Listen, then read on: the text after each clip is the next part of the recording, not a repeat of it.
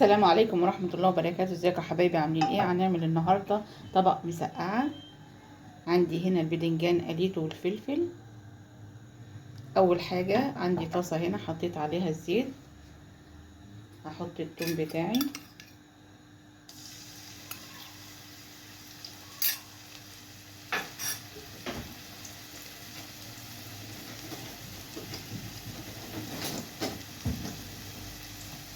هبدأ اقلبه كده.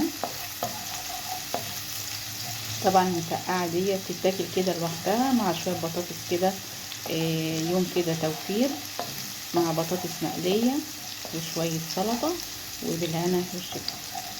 حاجة كده والله الواحد بياكل ويشبع من الأكلة الحلوة دي. هخلي التومة كده تصفر،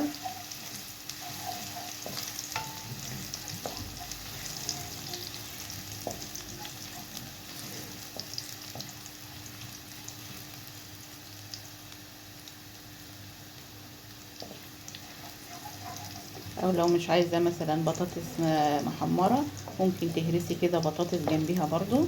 بطاطس كتيرة اليومين دولت. عندي هنا طماطم،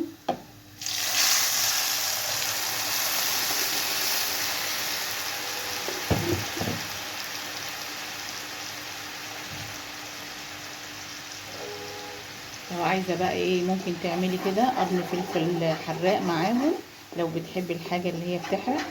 لكن احنا عندنا هنا ما صراحة ولادي ما بيحبوش اللي الحاجة المشطشطة. هسيب كده بقى الطماطم تستوي ونرجع نشوف هنعمل ايه مع بعض. عندي كده بقى الطماطم استوت اهي.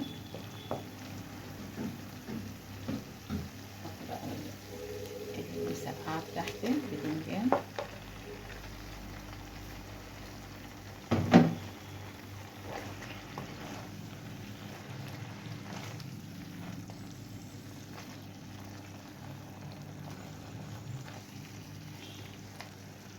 احلى طبق مسقعة كده مع العيش بقى والبصل الاخضر وشوية بطاطس كده مهروسين. احلى اكلة بألف هنا.